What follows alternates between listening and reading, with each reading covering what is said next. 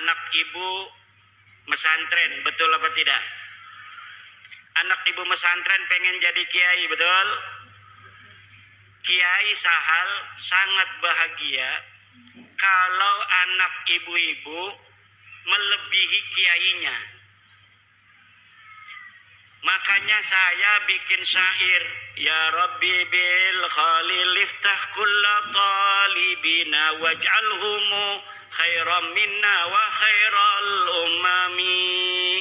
Ya Rabbi bil khalil iftah kulla talibina waj'alhumu khairan minna wa khairal.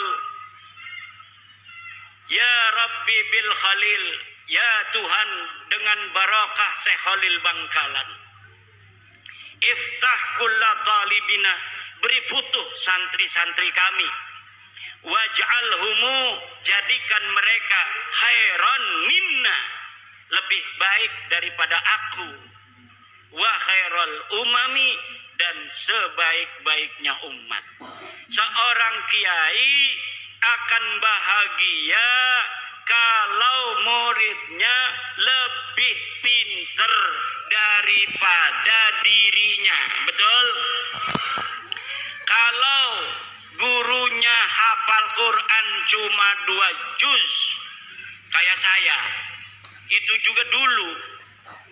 Saya sekarang punya murid sudah hafal 30 juz karena habis mondok di saya belajar kitab kuning, dia ngaji di pondok tahfidz. Sekarang sudah 30 juz. Saya senang dan bahagia. Dia dulu bisa baca kitab, sekarang sudah hafal Al-Qur'an. Kalau gurunya sudah 30 juz, senang kalau muridnya hafal 35 juz.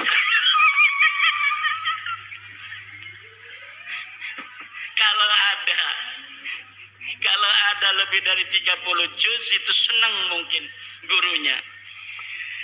Tetapi ada seorang atau sebuah kelompok, dia tidak bergelar kiai. Kalau kiai, muridnya jadi kiai senang, betul? Tapi ada Habib punya murid namanya Mukibin. Ini Mukibin tiba-tiba pas udah 2 tahun dia pakai Al-Habib. Wong Banyumas, gua Al-Habib. Lah kira-kira gurunya itu yang seorang Habib marah apa tidak kalau ada murid tiba-tiba pakai gelar Al-Habib? Marah, itu bisa dipukulin, dipersekusi. Kenapa? Karena bagi mereka nasab itu lebih utama daripada ilmu. Sedangkan menurut ajaran Islam, ilmu itu mutlakon, lebih mulia daripada nasab. Ilmu itu mutlakon, lebih mulia daripada takwa adalah kunci daripada kemuliaan. Ukuran daripada kemuliaan adalah takwa. Inna akramakum indallahi, sesungguhnya orang yang paling mulia di antara kalian adalah orang yang paling bertakwa. Itu adalah barometer kemuliaan. Siapa orang paling bertakwa, dialah orang yang paling mulia. Apakah dia anak seorang kiai? Apakah dia anak seorang raden? Apakah dia anak seorang tubagus? Dia seorang petani? Dia seorang penjual cilok? Dia seorang yang miskin? Dia seorang yang kaya? Kalau dia bertakwa, maka dialah orang yang paling Ini ajaran Islam apa ajaran Habib? Islam. Tapi ajaran Habib, dia ngomong sama santri-santrinya, kalau nanti jadi kiai banyak ilmunya, jangan sampai di hatimu ada perasaan sama dengan Habib. Jadi mereka mempunyai sebuah ajaran sebuah doktrin kepada murid-muridnya yang bukan dari golongan Habib itu, bahwa orang-orang Jawa, wong Banyumas, wong Purbalingga, wong Brebes wis kon dagang ndok bae, ora bisa dadi wong mulya. Sirama sampai kapan bae tugasnya ngormati kula. Kok sira duwe anak, anake ngormati anak kula. Kok sira duwe putu, putune ngormati putu kula. Anak kira duwe buyut, buyute ngormati buyut kula. Sampai kiamat tugasnya sira jadi hamba sahaya. Tugasnya kita lan turunan kita jadi raja, jadi wong mulia. Ini ajaran Islam apa ajaran Habib? Ajaran Islam apa ajaran Habib? Ajaran Islam apa ajaran Habib? Ajaran Islam, siapa saja dia, dari siapa dia dilahirkan, tidaklah penting. Tetapi yang penting bagaimana dia nanti menatap kehidupan. Kalau dia belajar, kemudian pintar, dia bisa jadi presiden di Indonesia. Walaupun dia hanya anak petani dari Purbalingga. Walaupun dia hanya anak seorang pedagang kecil di Purbalingga, kalau dia kemudian masuk STPDN, dia bisa menjadi bupati di Purbalingga. Siapapun dia, walaupun dia hanya anak seorang yang mencari limbah, pemulung, tapi dia kemudian masuk TNI, dia jadi jenderal, kemudian dia menjadi panglima TNI. Itu adalah ajaran Islam. Dia bisa jadi jenderal, dia bisa menjadi AKBP, dia bisa menjadi kolonel, walaupun hanya anak seorang petani yang tidak punya sawah. Petani nyambut tapi abai nyelengi be alhamdulillah duite gena sekolah ning Akpol, duite sekolah ning perwira, akhirnya jadi jenderal. Maka di dalam ajaran Islam dan ajaran Pancasila tidak dinilai dia dari keturunannya, tapi dinilai dari prestasinya. Ini ajaran Islam sesuai dengan ajaran tapi ajarannya rasis, kabib, lamun uang dudu turunan kabib, uang lanang ora bisa ngawin turunan kabib. Kenapa ora bisa? Karena kita mah turunannya Nabi. Jere siapa sira turun Nabi? Jere bapak kula. Bapak nirani jere siapa? Bapak kula nih ya jere bapak tua kula. Bapak tua kamu kata siapa? Kata, tapi saya minta buktinya. Tidak ada bukti. Saya minta dalilnya. Tidak ada Saya minta tes DNA, hasil tes DNA-nya haplogrup G. Orang yang bukan hanya mereka bukan keturunan Nabi, tapi juga mereka bukan orang Arab. Leluhur mereka orang Kaukasia, orang Turki yang tidak punya tempat. Mereka hidup nomaden, kemudian mereka tinggal di Kaukasus, kemudian dihancurkan, menyebar ke India, menyebar ke Pakistan, menyebar ke Eropa, menyebar ke Yaman. Dari Yaman pindah ning Indonesia ngaku putune Nabi. Jadi wes ibu-ibu nurut ning kiai desa, nurut ning kiai ning desa kita ana sing ngajar Fathul Qorib ning musola. Wonge 5 sing ngaji, sing siji ngantuk, sing siji izin. Tinggal wong telu, sing telune ngantuk. Ngajar Fathul Qorib kiai, dia yang ngajar ngaji, dia yang bawa kopi. Dia yang ngajar ngaji, dia yang bawa kopi. Kadang-kadang diamplopin yang ngajinya, saking pengen ngelihat orang itu masuk surga, sampai dia kiai ngajar ngaji, gawa kopi, gawa kue, gawa amplop maning. Alhamdulillah, itulah orang-orang ikhlas. Lah sekarang Bu, karena mereka sudah tahu bahwa mereka itu gagal jadi keturunan Nabi, ngegawa-gawa Wali Songo supaya gagal jadi turunan Nabi. Kata mereka Wali Songo juga sama turunan Baklawi. Padahal dari zaman dulu mereka menghina-hina Wali Songo, keturunannya tidak ada. Wali Songo keturunannya terputus. Tapi sekarang sudah diteliti mereka bukan cucunya Nabi. Mereka katakan Wali Songo itu keluarga mereka, Baklawi. Rizik Syihab sebelum saya membuat tesis tentang bahwa para Khabib itu bukan turunan Nabi, dia ditanya oleh orang tentang Azmat Khan. Dia jawab, saya bukan ahli nasab, tanya saja itu ke Rabitah Alawiyah.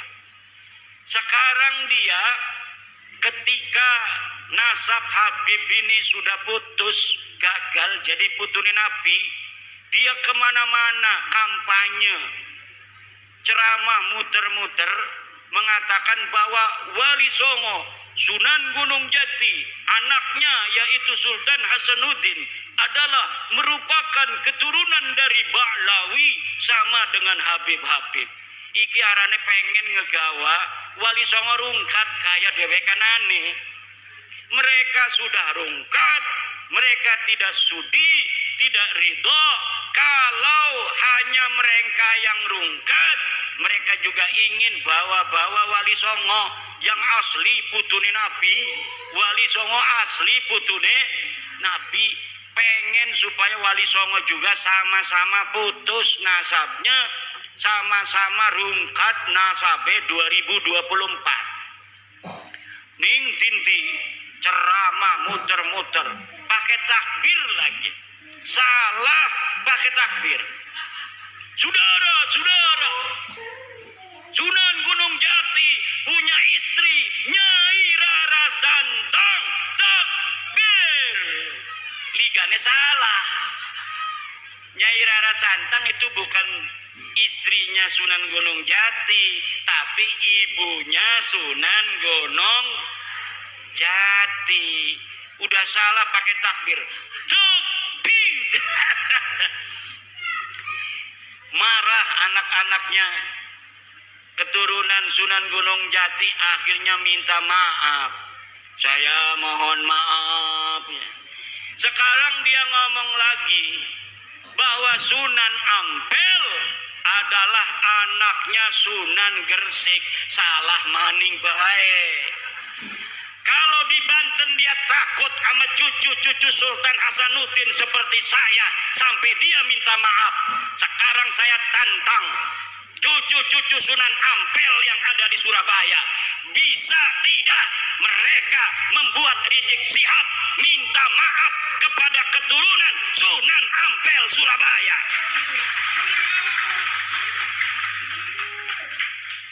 Kalau sama Sultan Hasanuddin Sunan Gunung Jati dia sampai minta maaf, sekarang orang Surabaya kalau dia tidak minta maaf atas kesalahannya itu dengan mengatakan Sunan Ampel anaknya Sunan Gresik, padahal Sunan Ampel anak daripada Ibrahim Asmoro, maka berarti keturunan Sunan Ampel yang ada di Surabaya tidak dianggap oleh Rizik Syihab seperti turunan Sunan Gunung Jati Syarif Hidayatullah.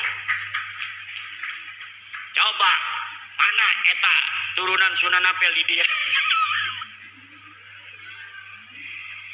Tuntut, suruh minta maaf.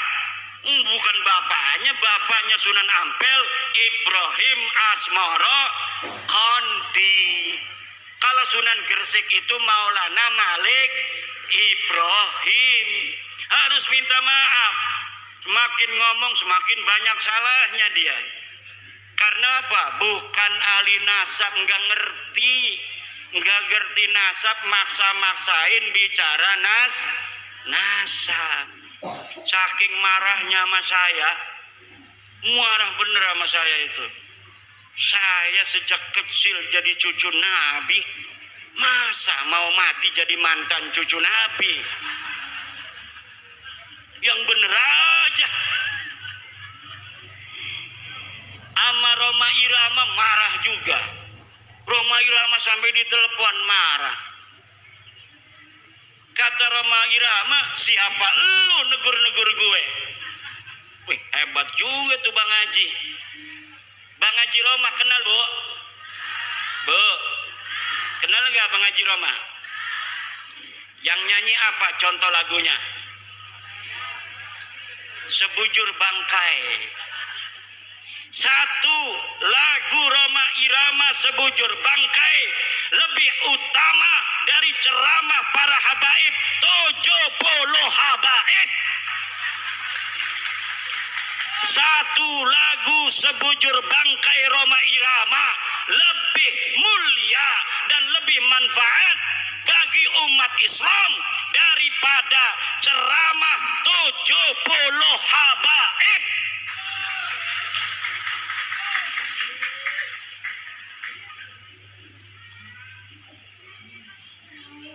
Kenapa lagunya Roma Irama kalau didengerin? Kalau lagunya masalah akhirat, kaya-kaya neraka di depan mata, betul? Betul nggak? Kalau lagi nerangin masalah keindahan surga, kaya-kayanya surga ada di depan mata. Kalau lagi menerangkan istri salehah, Masya Allah pengen nambah lagi. Setiap keindahan yang tampak oleh mata. Apa tuh? Nggak hafal saya. Ada kiai yang hafal seluruh lagu-lagu Roma Irama. Namanya Kiai Haji Raden Sarip Rahmat. Itu di rumahnya bukan kitab dia mah, kaset semua. Masya Allah. Padahal hafal Quran, pinter baca kitab kuning, tapi ngefan banget sama Roma Irama sampai dia mengatakan bahwa Roma Irama adalah waliyun min auliyaillahi ta'ala. Roma Irama adalah waliyun min auliyaillahi ta'ala.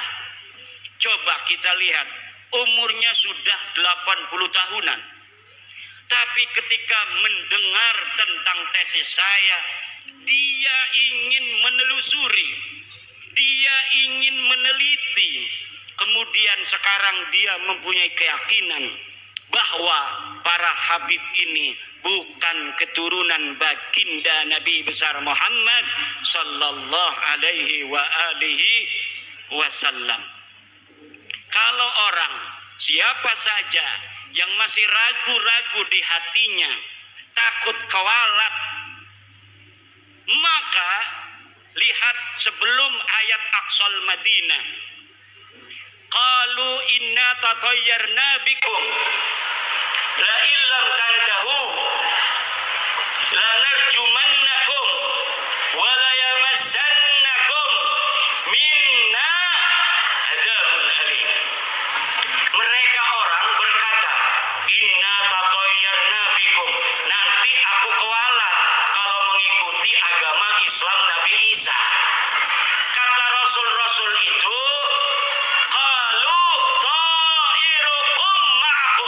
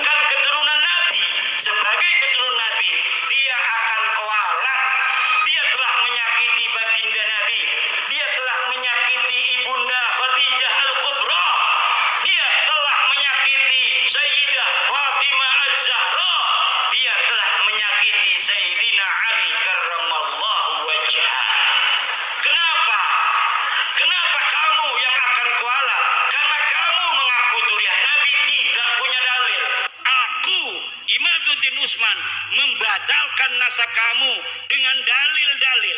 Ini dalilnya dari kitab nasab. Mulai abad kelima, 6, 7, 8, 9. Tidak ada leluhur kamu disebut, dicatat sebagai keturunan baginda Nabi. Ini kitab sejarahnya. Mulai dari abad keempat, 5, 6, 7, 8, 9. Tidak ada leluhur kamu dicatat dalam sejarah sebagai apapun, baik sebagai ulama maupun sebagai turun Nabi. Tidak ada leluhurmu yang jadi ulama, tidak ada leluhurmu yang jadi wali, tidak ada leluhurmu yang dicatat sebagai turun Nabi. Lalu kamu katakan Ubaidillah sebagai imam. Imam dari mana? Kamu katakan Alwi sebagai muhaddis. Muhaddis dari mana? Tidak ada orang yang mencatat di masanya pada abad kelima, ke-6, ke-7. Mereka sebagai ulama, mereka sebagai muhaddis, mereka sebagai turun Nabi. Teu aya, pokok nama teu aya. Ngerti teu? Ya kalau sudah tidak ada dalil, premen maning. Ima tolong si husnudon beje. Ora bisa, doraka kita. Asup ka neraka aing. Lamun geus nyaho sia lain keturunan Nabi, tapi urang masih ngomong sia turun Nabi, aing asup ka neraka. Aing mah embung asup ka neraka eta. Aing mah embung asup ka neraka. Ka neraka kita mah ora pengen manjing neraka. Ku ibu-ibu pengen ora manjing neraka? Bu, pengen orang manjing neraka. Riboten aja nganggep Baklawi turun Nabi maning ya. Lamun masih nganggep turun Nabi manjing neraka. Ada kiai protes sama saya. Kimat, kenapa pernah mengatakan walaupun ulama-ulama di dunia memfatwakan karena suatu hal Baklawi sebagai cucu Nabi, saya tidak akan terima. Saya pernah ngomong begitu, betul. Tapi Pak, lihat kata-kata saya, dengar kata-kata saya. Ada kalimat karena suatu hal. Kalau ulama-ulama sedunia berfatwa memfatwakan karena suatu hal Baklawi sebagai cucu Nabi, saya tidak akan terima. Itu kalau dia berfatwanya tidak pakai dalil. Karena suatu halnya itu misalnya pertemanan, seperti Syekh Ali Jum'ah Mesir karena berteman dengan Habib Umar bin Hafid, dia kemudian mengisbat Baklawi. Syekh Ibrahim bin Mansur karena dia sama-sama nasabnya putus, dianggap putus oleh orang Arab, haplogrupnya juga bukan J1, Ibrahim bin Mansur. Akhirnya Ibrahim bin Mansur sekarang membantu Baklawi. Baklawi membantu Ibrahim bin Mansur. Itu namanya karena suatu hal. Kalau mereka datang dari seluruh dunia membawa dalil, maka kita terima, walaupun itu akan mustahil. Mustahil ditemukan dalil-dalil tentang ketersambungan Baklawi. Kenapa saya berani mengatakan mustahil? Karena algoritmanya tidak memungkinkan. Kenapa tidak memungkinkan?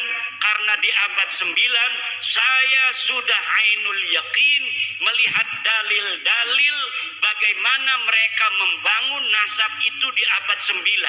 Tidak ada sebelumnya.